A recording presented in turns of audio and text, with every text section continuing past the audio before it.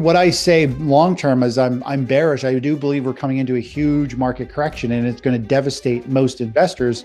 Stocks are riding high this week. The Nasdaq, S&P, and Dow are all at or near record territory, with the Nasdaq cracking 25,000 for the first time last week, and the Dow is still flirting with 50K. On the surface, this looks like a roaring bull market, but it is not.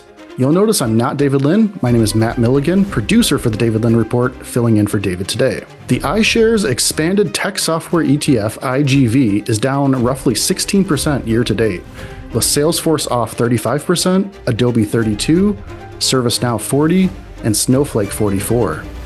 Last Monday, the Wall Street Journal reported that OpenAI missed multiple internal revenue targets and that CFO Sarah Friar privately worried that the company couldn't pay its compute bills.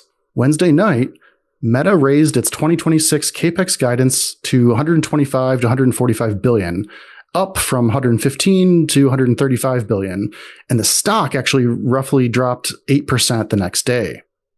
Combined hyperscaler AI capex for 2026 is now tracking around 700 billion, up 77% year over year. 2 weeks ago, Meta cut 8,000 jobs. Microsoft offered a buyout to 7% of its US workforce, the first in 51 years. Coinbase laid off 14% of its staff, and CEO Brian Armstrong said engineers using AI now ship in days what teams used to ship in weeks. The four largest companies on Earth are spending 700 billion or more on artificial intelligence and firing tens of thousands of workers to pay for it. We've spent the past 3 weeks asking the experts on this show what to make of it. Before we get to whether the AI trade is breaking, it helps to understand why it has mattered so much. Gareth Soloway, chief market strategist at Verified Investing, sat down with us last Friday and made the case that AI capex has quietly become the single largest stimulus running through the American economy. Bigger than anything from the Fed, bigger than anything from Congress. Here's Gareth with a call. I do partially agree with this, and I'll tell you guys this, is that basically we are in an economy where as long as these mega caps are willing to spend $100 to $200 billion every year, the massive stimulus engine is going to run.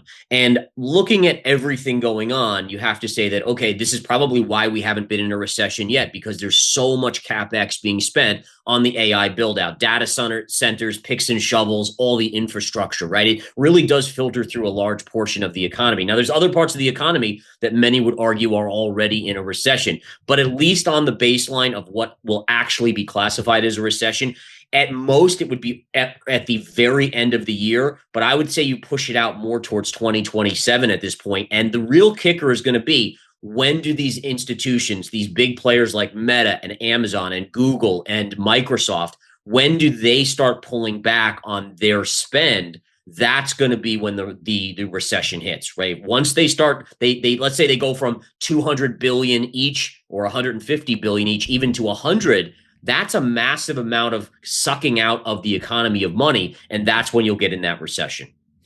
Jerome Powell himself even said at the FOMC meeting that one of the reporters asked him how he would assess the economy, and he mentioned that data centers and AI capex have been major drivers of the economy so far. So that's a view shared by the Federal Reserve itself. If 700 billion in capex were keeping the economy aloft, you'd expect software companies to be the largest beneficiaries. They're not. They're the casualties. Jay Singh, founder of Special Situations Investing, walked us through the IGV last month, name by name. The numbers are uglier than most retail investors realize. Here's Jay with the call. And IGV itself, if you look at the companies within IGV, many of them are already down 50%. We're talking about the best companies in the space, right? We're talking about names like Adobe. We're talking about names, bellwethers like Salesforce. We're talking about names like ServiceNow.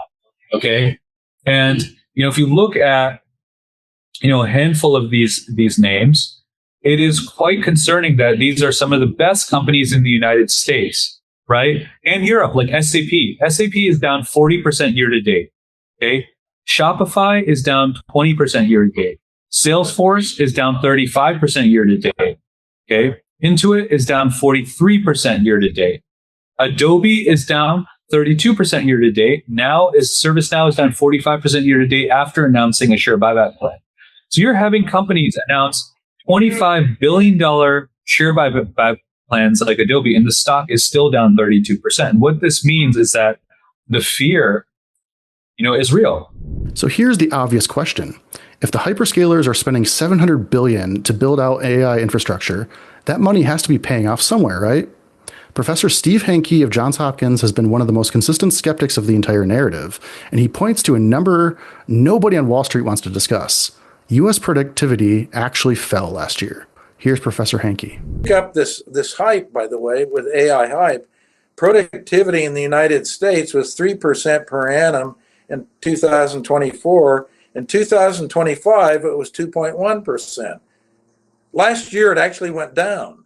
So all of this hype around AI and people adopting it and increasing productivity and so forth, if you aggregate, look at the economy as a whole, it's not comporting with what we're getting out of Silicon Valley hype or what I call Silly Valley hype. By the way, I would those two stocks, if I was following through, those would be prime shorts. I think that they're primed to short because there's just no way you're going to get that kind of improvement in valuation just because of adoption of AI. It's just not going to happen.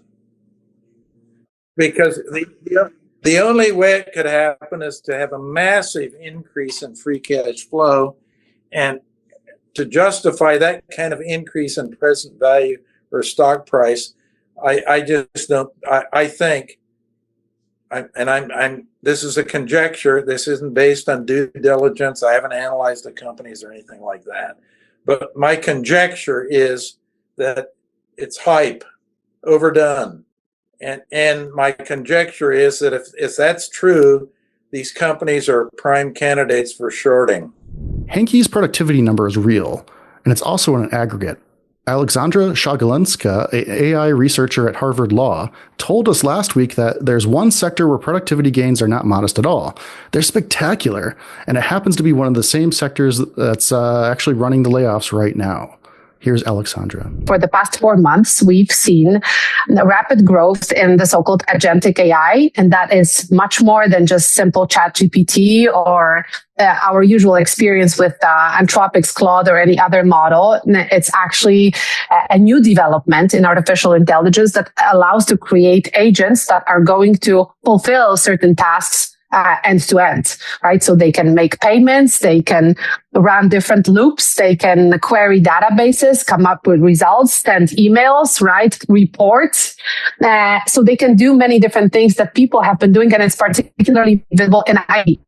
So wherever you have the creation of software, these agents that are actually forming certain tribes or if you will, communities, even societies, right? They have their own hierarchies. So you have an agent that is an orchestrator, and that orchestrator is orchestrating the work of other smaller agents that are doing other things, reporting back. It resembles a big organization or even a society, and it's an incredibly powerful tool. So one coder can now use those tribes of different agents to perform multiple tasks. And here, actually, I think it's the only example where a productivity spike is really impressive. So in IT, as opposed to other sectors where, AI has been implemented, is spectacular, and I would say significant, because the spike in productivity is, I think, incredible because of those agents mostly. And that's been happening for the past 4 months. And I think with that, you can clearly see that you can have 4 or 5 IT specialists who are doing the same job as 50 people have been doing before. And therefore, that remaining 45 people are just not needed anymore. You don't need them. If Aleksandra is right that one engineer can do the work of 50, or so, the question becomes who that one engineer actually is and what happens to the other 49. Michael Gayed, founder of the Lead Lag report, told us last week that he is now, quote, all in. And here's why. I as much as I've just referenced the idea that some of these SaaS stocks have probably bottomed and there's probably some overreaction on the downside there. Again, going back to what I've seen and what I've built, 70 different agentic AI automations the last 70 weeks. The real risk is we are going to see, I think, a surge in unemployment. Like I believe now that I'm seeing it, now that I'm experiencing, now that I'm because I think I have the mind for it. I think the world's going to be divided into two kinds of people: the architects and the unemployed. Okay, and what I mean by that is the people that can actually figure out how to use AI and go all in. I think similar to what I'm doing, and everybody else that's basically is going to be replaced by that output. If that's the case, and I think it happens sooner than people realize, or sooner than people expect, then yeah, you're going to see some nasty volatility in equities. Not everyone reading these layoff headlines blames AI. Clem Chambers, founder of a new FN, argues these companies are using artificial intelligence as cover for a much older problem. They overhired during the zero rates era, and now they need cash to build server farms. What he heard inside Silicon Valley about how these companies thought about employees is genuinely chilling. Here's Clem with the call. Look, those companies were hiring people for non-existent jobs, and they were doing it for decades. And now, rather than hire a load of people to do nothing because it looks good on a spreadsheet, they are having to build out things that cost real money. So they're sacking their people that are doing nothing, working from home and playing computer games all day, and that's what's going on there. Now, I can rephrase it to you. I can make that seem credible, because you say, why would you pay that? What? In Silicon Valley, they call employees, wait for it, in the HR department, they call them stock. Let that sink in. So they're destocking. Those people are stock. They're not employees, they're stock. And they're just selling down their stock, or not. They're just getting rid of their stock. Their stock is stale now, and they're getting rid of it. I mean, it gave me the chills when I heard somebody say, "Oh yes, we hire people because we need to keep our stock up." What? People are stock? Oh yeah, it's stock. We've got to have plenty of stock. We don't want other people getting the stock. They were hiring people to keep them from working from the competition. Yeah, because they got all the capital in the world, and now they've got to build up big sheds full of NVIDIAs and buy nuclear power stations. All of a sudden, they can't afford stock. They've got to turn that into cash, and do that by getting rid of it. It was a matter of being leaner. It's not an indicator of the entire labor market at risk from being evaporated by AI. There's another data point Wall Street has gone quiet on, where the $700 billion is actually coming from. Ted Oakley, founder of Oxbow Advisors and 40-year veteran of energy and credit cycles, points out that the Mag 7 used to have the cleanest balance sheets in the index. They were cash machines. Free cash flow for days. That's no longer true. Here's Ted. Well, I think it's muscle memory. They have recency bias where, whatever's worked for you well the last 2 years, you're like, I can't wait to do it again. And they do it this time, but they're forgetting that at the end of these situations, especially when these companies look at Microsoft, it's 14 or 15 times sales. These companies are expensive. A lot of these big 10 stocks are very, very expensive, and they're off. Most of them are off from their highs, in October. In fact, all of them are. But they run up in this period right here because people chase what they knew, and I can't. Yeah, I don't think in the long run that'll work, but we'll see.